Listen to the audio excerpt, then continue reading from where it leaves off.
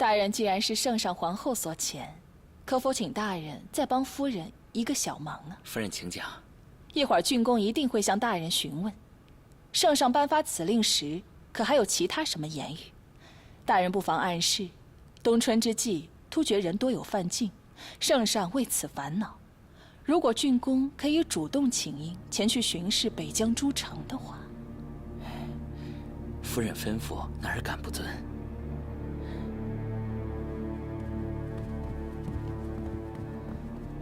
姨母，为何要这样安排？夫人，你刚出小院，又不能服侍郡公。如果你不想便宜那些刚刚被赶出去的姬妾，还是让他去干点正事比较好。可我不想一个人待在这儿。皇后不是说了吗？夫人只要身体康健，随时可以回京省亲啊。再说，夫人得封郡主之好，也当回京谢恩，顺势再和长姐幼妹联络感情，不是更好吗？等夫人调养好身子，回到陇西，就可以和郡公。还有比这更好的安排吗？可是这回京路途遥远，夫人的身子还没全好呢。有，这可就要看夫人是继续留在这府中触景生情呢，还是愿意回到京中去散散心呢？我要回家。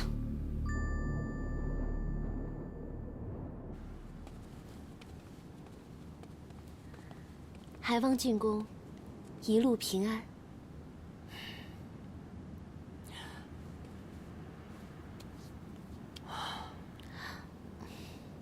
曼陀啊，这些日子委屈你了。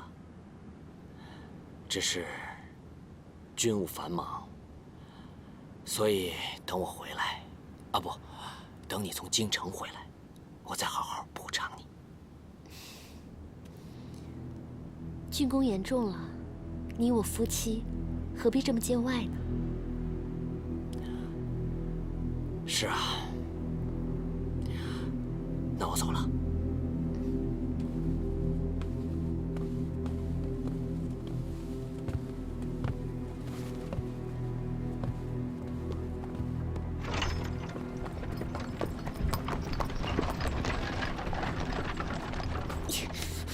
你知道吗？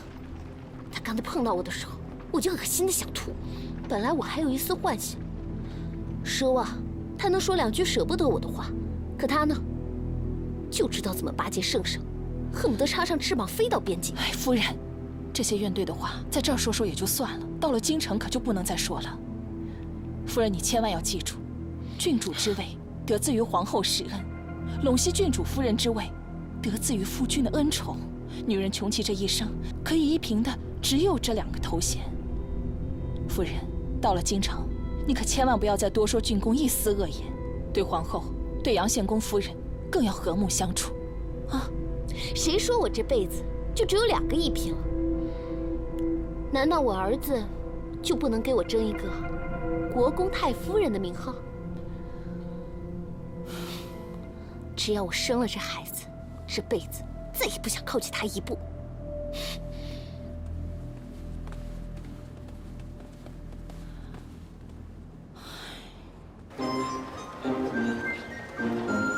哎，三姑娘来了！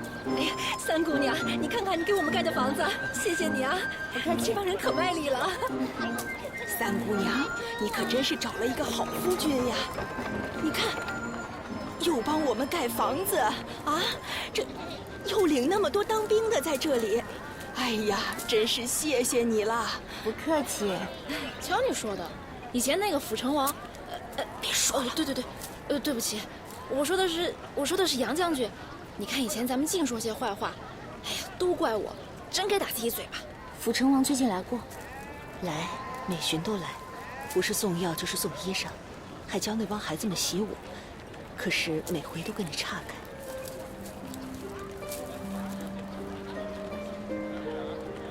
有了家室，自然要避嫌的。现在，他就跟我大哥似的，你们不必多想。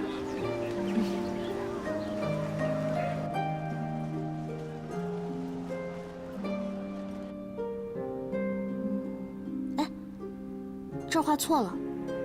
陆姐姐的商队上次过来运瓷器的时候说，现在河水赶道都已经往西偏了。明天我回趟瓷房，让他们把画好的拿给你看。看什么呀？看你啊，佳罗，你越来越好看了。说于途的事儿呢，别瞎说。太子只要一出事，只怕宇文护就会逼着圣上退位，好让阿姐尽快实现她的独孤天下。万一到时候需要兵戎相见，这就一定不能画错了。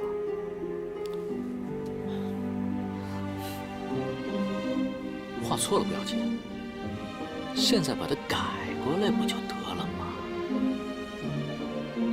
哎，你别这样。小罗，你6个月的校期就该满了吧？腊月到了，这房子这么大，我一个人睡觉冷，不如你能不能过来陪陪我，好吗？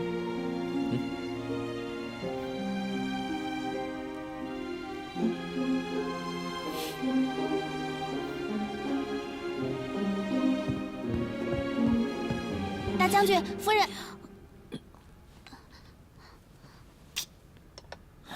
什么事啊？非得这时候来？赶快说！杜国府管家打发人过来通报，说陇西郡公夫人刚刚进京归宁，如今已经到了府中。曼陀他回来了。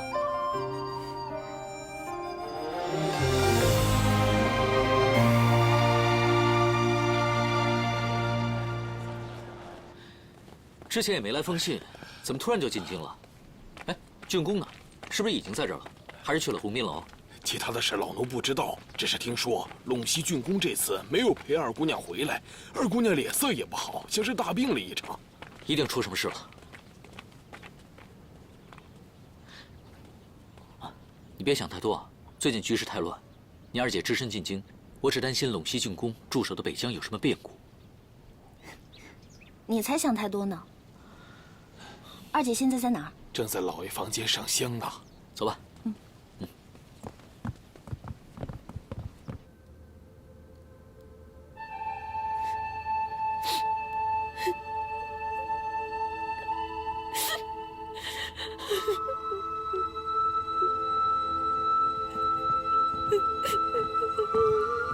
杨世子。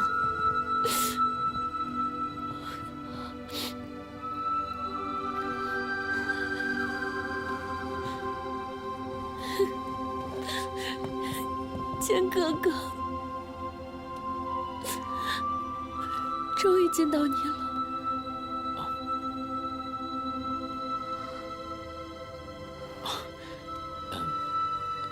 回来就好。你怎么瘦了？一言难尽。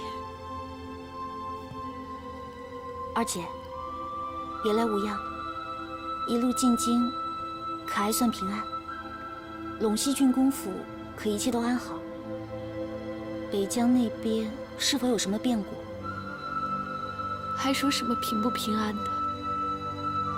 我巴不得自己早一点死在路上，也省得回来看到父亲的灵位如此肝肠寸断。劳三姑娘费心了，陇西郡公府那边一切都好。郡公爷原本也是想陪夫人一起回京省亲的，只是因为军务繁忙，所以才没有一同归来。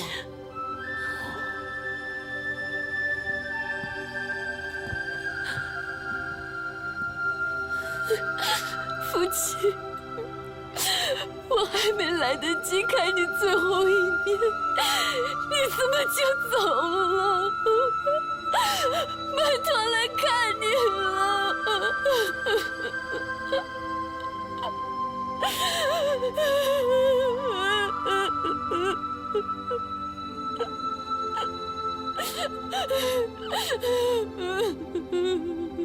二姐一路奔波，我去让厨房多做一点吃的，你就留在这里，多陪她聊一聊吧。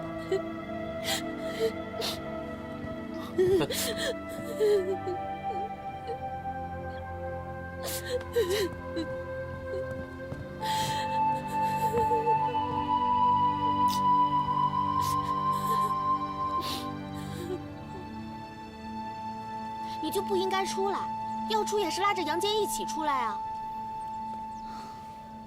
他们这么久没见面了，肯定有很多话要说，我又何必自讨没趣呢？情分固然重要，但是也不能破了规矩啊。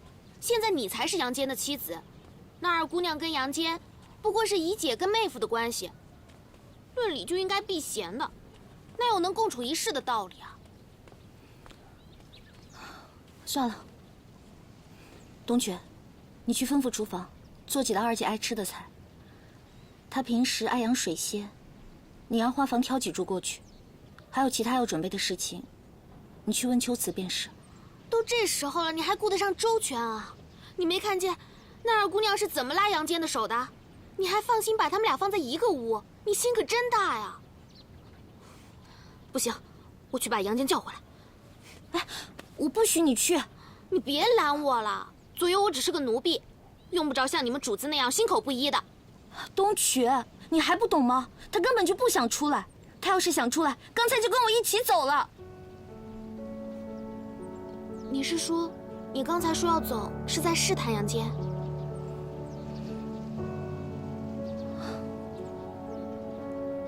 腿长在他身上，他要走没人拦得住。总之，他对二姐还有情谊。要是他跨不过这道坎，那我跟他之间就算有再多的莺莺燕燕，那都只是镜花水月而已。这不是我强硬就可以要得来的。这二姑娘一回来，我心里就有种不好的预感，指不定以后怎么折腾呢。现在啊，就看那个杨坚有没有良心了。你若觉得灵堂不方便，我们可以到书房里聊，何必在外面受冷呢？坚哥哥，你我已经不适合再共处一室了。伽罗让你留下来陪我，是看在往日的情分上。我要是照单全收，那就是真的不懂事了。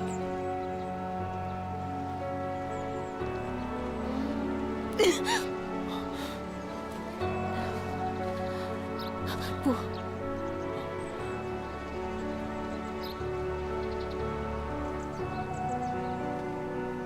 曼陀，你这是在挫我的心。你出嫁的时候，我承诺过你，会一直等着。我食言了。原本我是没有脸再见你。我知道你心里一定在恨我，所以你打我、骂我，我全能接受。可你连一个恨字都不提，我这心里就更难受了。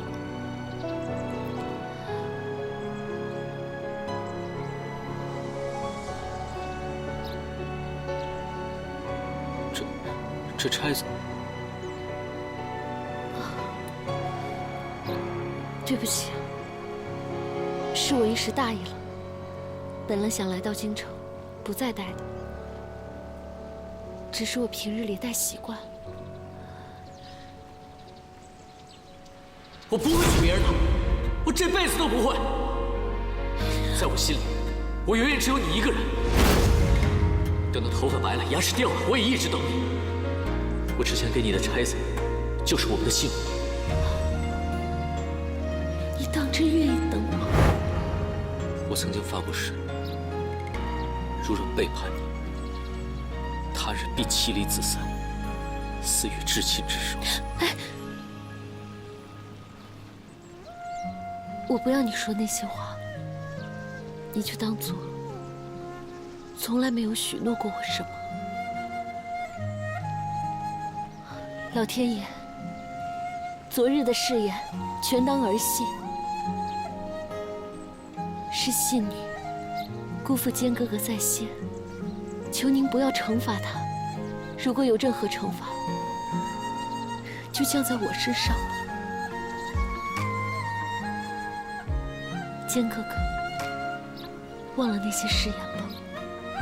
既然伽罗已经嫁给你，那你就好好的待她。曼陀祝你们恩爱白头。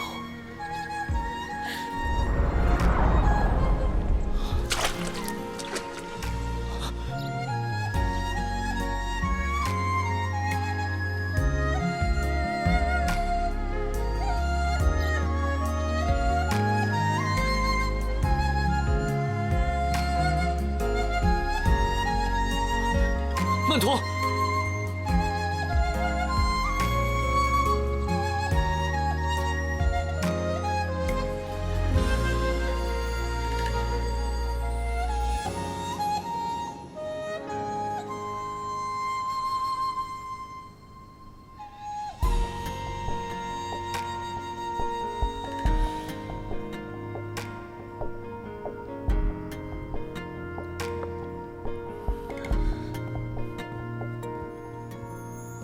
少爷，什么事啊？少夫人让我通知你，她怕二姑娘住在独孤府寂寞，所以这几日搬回去住，请少主不要担心。我知道了，你下去吧。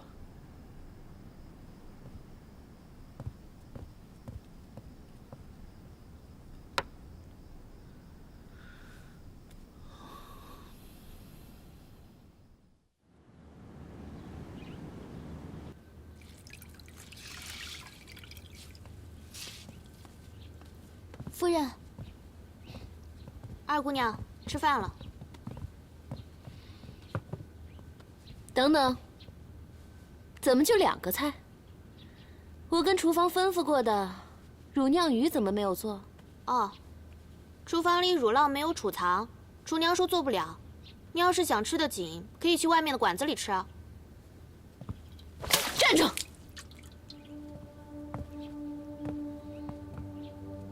你把刚才的话给我再说一遍。我叫你再说一遍。夫人，你消消气吧。怎么了？我再说10遍，厨房里没有乳酿鱼。你还敢顶嘴？我让你顶嘴！我发生什么事了？顶嘴！夫人，怎么了？我教训一个不懂事的丫头都不行了？东曲是我的贴身丫鬟，她照顾不周，我这个做主子的也脱不了干系。二姐要是手不嫌累，也可以顺便教训教训我。要说这照顾不周，你还真有做的不妥的地方。我问你，这是什么地方？自然是二姐的闺房。我的闺房？那我问你，我的银之瓶呢？我的水仙花呢？我的碧纱帐呢？都去哪儿了？二姐请放心，这些东西都好好的放在地库里，我已经命人去准备了。你这次回京也没有事先来信，要不我也可以提前收拾好。照你的意思，还都是我的错了是吧？也罢，毕竟我只是一个远远嫁到陇西的小小的郡公夫人，如今连个丫鬟都敢这么对我，哼！看来我是必须上访长姐了，把你怠慢我的事全都告诉她。内眷进谏，内宫自有法度。二姐就是再着急告我，也得先递折子请见。我自会写折子，用不着你提醒我。是我惹的祸，你大可不必牵扯上三姑娘。你闭嘴！东曲，二姐说的都记住了吗？记住了，下去准备吧。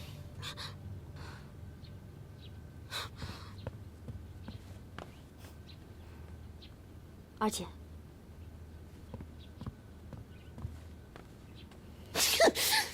夫人。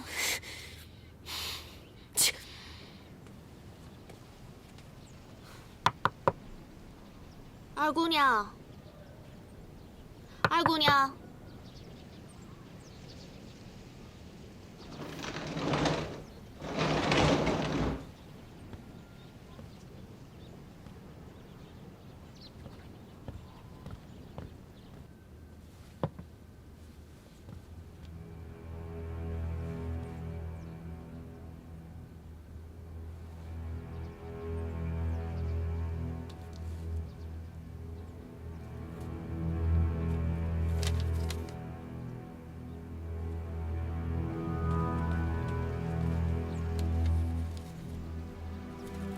让你打我，还敢上折子说我们姑娘坏话。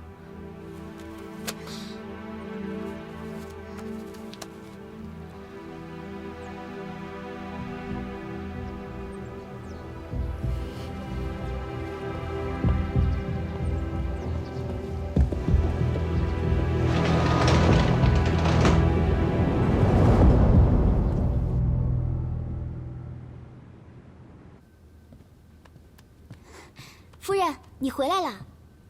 今天一天你都去哪儿了？1年多没回来了，出去见了几个好姐妹。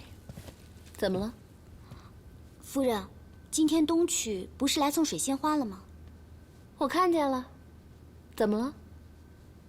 你就只看到水仙花，却没有发现房间里少了点什么东西。少什么了？夫人，你瞧那儿。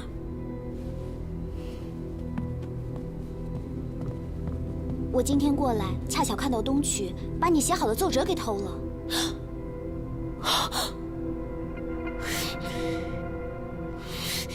这东曲这个贱奴婢，还嫌我打的那2巴掌不够狠。可是明天就要进宫了，幸好你见到了，是他偷的奏折。夫人，不然你再重新写一份吧。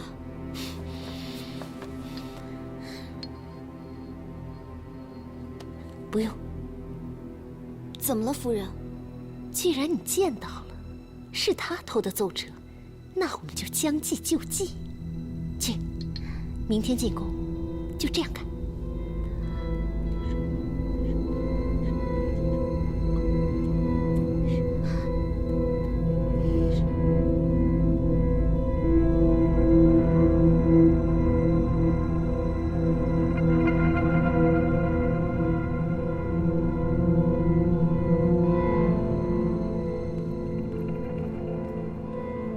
不是让你们走的吗？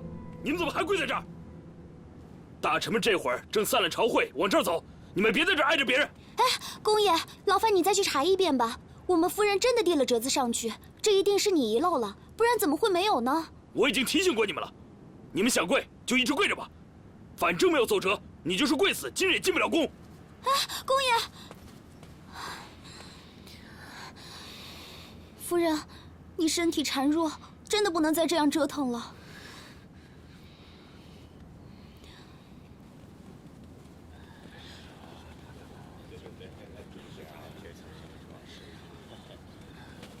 哎，曼陀，你怎么跪在这儿啊？啊？哎，夫人，曼陀，夫人，曼陀，怎么回事？我们夫人心心念念的想见姐姐一面，这已经写好了奏折呈上去。可是谁知道宫里面说没有收到折子，夫人就从早上一直跪到了现在，这恐怕是身体吃不消了吧？曼陀，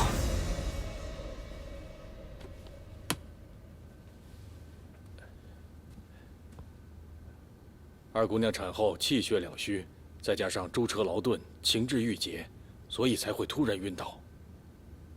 不过并无大碍，老夫扎上几针，再开几副药也就好了。那就麻烦您了。郑荣，剑哥哥，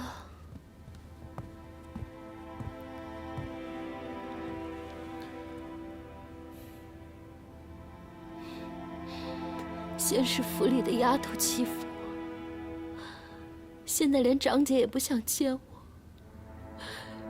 人人都厌恶我，人人都讨厌我。或许我就不该回来。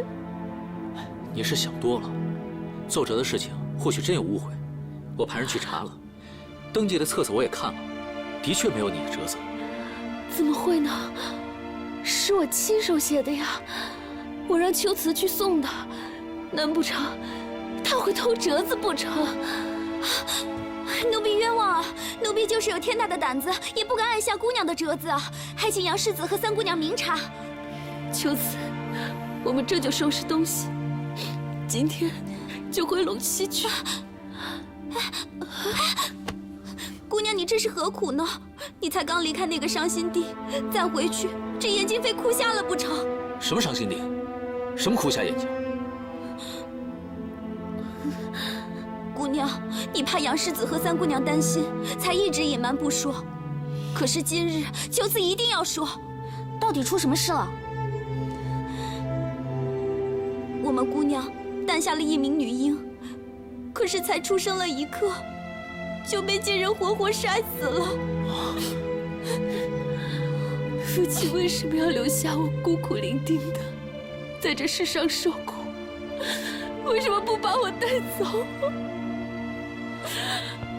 二姐，发生了这么大的事情，你为什么不告诉我呢？这是谁干的？是大公子救家害的人。皇后已经惩罚了他们，但只怕姑娘的心伤再也无法弥补，所以才不远千里从陇西郡回到京城省亲。不图别的，只求家人能给她些安慰。可谁能想到，这连要上奏的折子都被人偷了。曼陀，你放心，我一定会查出谁干的。若被我查出来，严惩不贷。郑荣在，搜查独孤府所有家丁奴仆的包裹铺盖，任何人都不能放过。诺。奴婢有句杀头的话，不知当讲不当讲。但说无妨。我记得当日知道我家姑娘进宫的，还有三姑娘和东曲姑娘。这三姑娘自然是清白的，可是东曲姑娘当日与我家姑娘闹了些不愉快，就不免会让人起些疑虑啊。你拐弯抹角这么多，不就想说是我偷的吗？不敢不敢不敢，只是东曲姑娘想要证明自己是清白的，不妨让人去搜一搜啊。好啊，走，现在就去。东曲没有偷奏折，是我偷的。不是我偷的，跟姑娘无关的。不信你去我房里看。你是我的贴身丫鬟，没有我的允许，你怎么可能会做那些事情？不是的，是我自己要偷的，跟你没关系。可我是二姑娘要递奏折之前偷的。偷就偷了，敢做敢当，都这时候了，你还想狡辩什么呀？好了，我不想再在这件事上纠缠下去了。只是伽罗，这么久都过去了，你当真还这么恨我吗？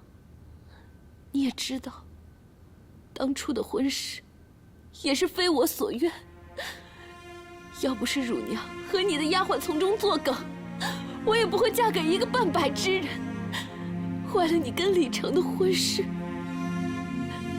可如今，你已经嫁给了坚哥哥，你已经报复我了，难道你还不满足吗？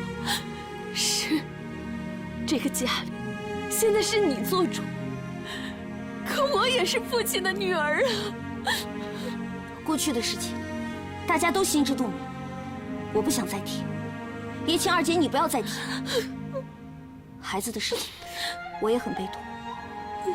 只是二姐，若你还是执意要搅乱别人的生活，那孩子的事情不会成为我容忍你的理由。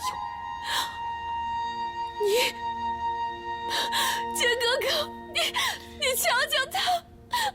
秋子，扶上你们家夫人，给我出来一下。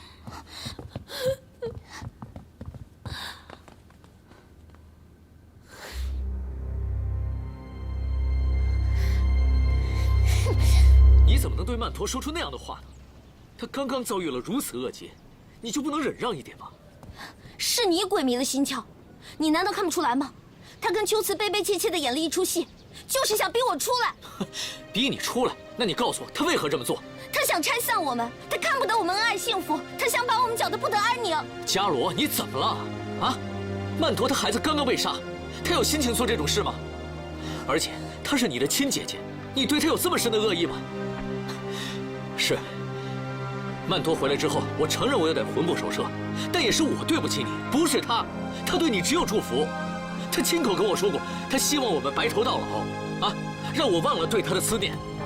你说这样的曼陀，你还污蔑他会做出这种事来？伽罗，你什么时候心变得这么硬了？好，我心硬，他什么都好。既然你这么心疼他，你就跟他在一起好了。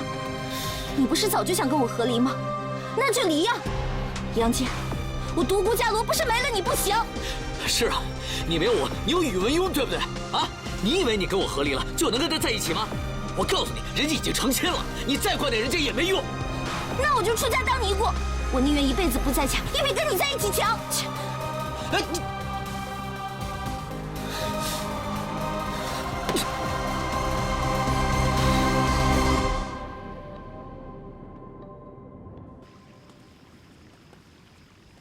姑娘，这件事情是我做的不对，我只想替你出口气，没想到却害你受累。要打要罚，任你责罚。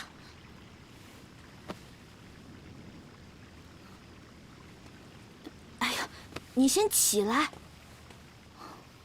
我是该罚你，就罚你3个月的俸禄，看你以后还敢不敢这么胡闹了。那个杨坚是不是又欺负你了？是啊，自己的夫君站错了队。我要是脆弱点儿，搞不好想死的心都有了。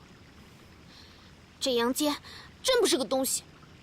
不过这次我也没脸说他，毕竟是我惹的祸。就算没有你这件事情，二姐也会再闹出别的事情来。不过这一次，我早就不生气了。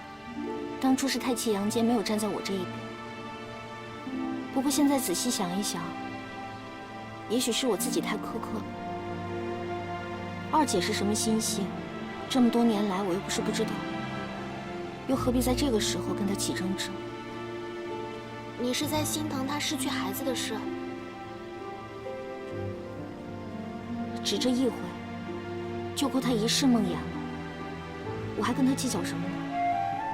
杨坚生气也是应该的。前几日我还装得很大度，可这会儿就面目可憎起来了。可二姑娘总归还是要回陇西当她的郡公夫人的。她走了之后，你打算怎么办啊？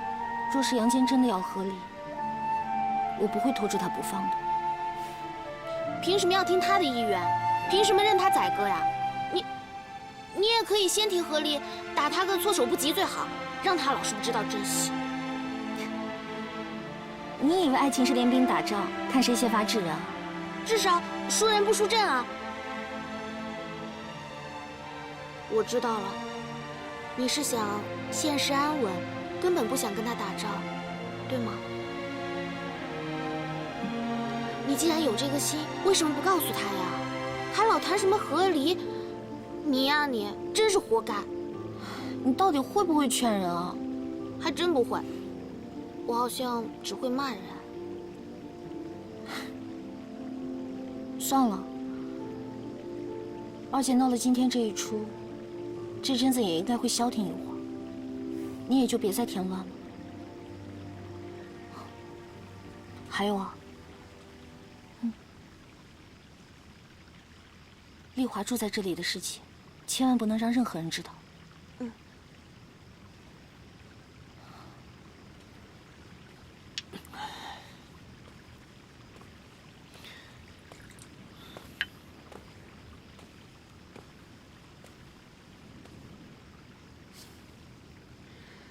少爷，我就料到二姑娘一来肯定会闹出一点事儿，但是我没想到，你这么快就成这么狼狈了。现在想想啊，同情少夫人，昨日的你侬我侬，转眼就打水漂了。你懂什么？是我违背了曼陀的誓言，如今他遇大难，我却帮不上什么忙。伽罗这个时候还跟我谈什么和离？是不是这种脑袋太小？我怎么听不懂少爷你在说什么啊？左手放不下二姑娘，右手心疼三姑娘，左右两个你都想要啊？我没心情跟你开玩笑啊！我没有跟你开玩笑，你现在的所作所为就是两个都放不下，最终的结果啊，两边都得罪，两边不是人。我有你说的这么糟吗？行，总之一团糟。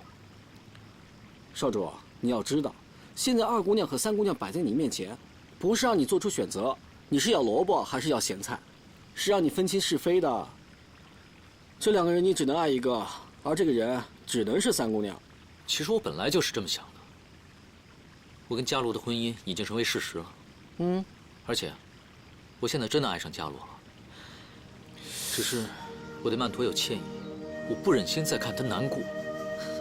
这愧疚感啊，就像女人生孩子之前的阵痛，度过去就没事了。什么女人生孩子？别瞎说！过来，陪我喝两杯。你自个儿喝吧，我要去睡了。你。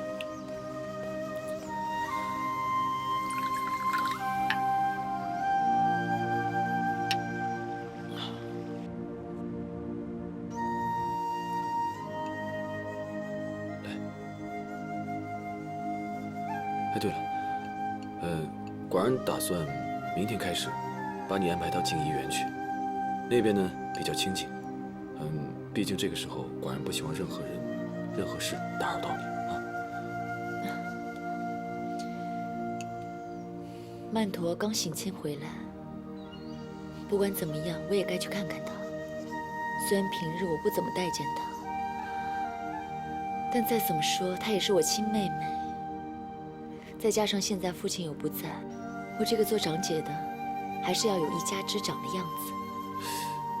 你是一家之长，那寡人还是一家之大姐夫呢，对不对？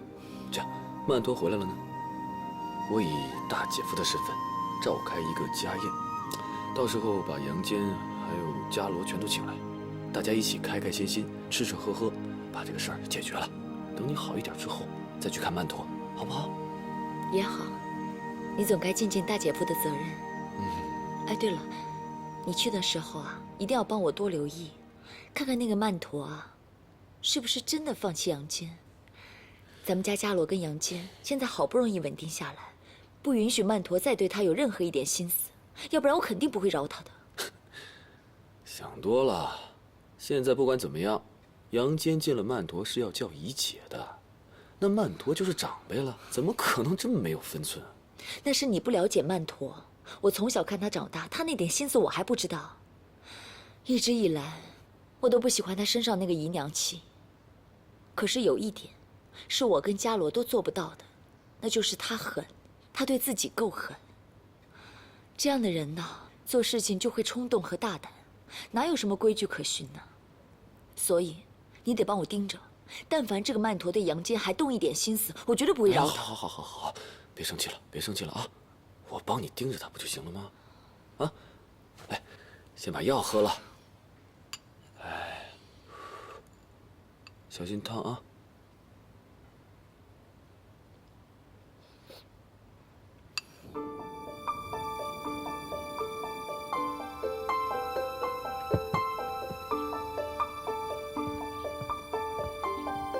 二姐，我知道你午膳没有吃多少，特意让厨房做了你爱吃的乳酿鱼，要不要起来尝一尝？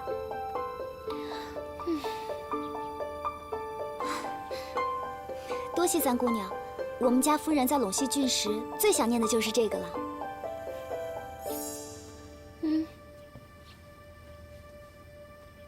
二姐，我是来请罪的。我知道，昨天那件事情是我做的不好。我已经罚了东曲3个月的月钱了，你就别再生我的气了。这爹爹在的时候，你不是向来都恃宠而骄吗？一直都是别人向你道歉，哪有你向别人道歉的道理？今儿怎么了？哦，可怜我这个死了孩子的女人，所以就委曲求全了。我知道你心里不好受，你怎么说我都不怪你。收起你的假惺惺吧，你在我这说多少好话都不管用。既然我们姐妹情谊都沦落至此，又何必在这演戏来恶心自己呢？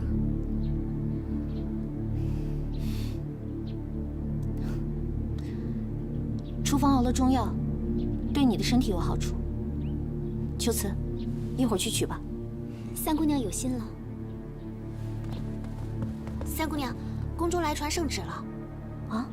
皇上口谕，宣骠骑大将军杨坚、郡主独孤伽罗、郡主独孤曼陀即刻入宫，钦此。臣女遵旨。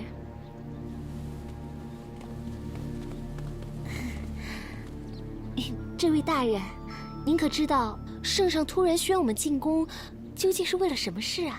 郡主不必紧张，这次圣上叫你们，只是为了去赴家宴，你们只要好生打扮，高兴的去就是了。谢谢大人。东曲，送大人。请。哎，秋瓷啊，赶紧把我那件最喜欢的衣裳给我拿出来。这次可是我回京省亲，第一次见长姐，千万不能大意哦。是夫人。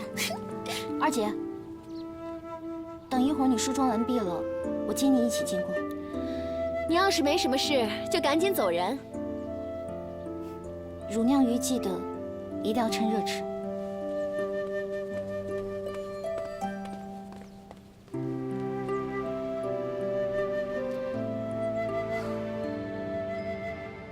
诸位，曼陀省亲归来，按道理说呀，应该早日庆贺。只是呢，这几日般若身体略有不适，所以才由我这个大姐夫来替他代劳。今日大家不必拘束啊，也不必在乎什么君臣之礼，全当是自家的家宴。来，寡人敬你们。多谢圣上。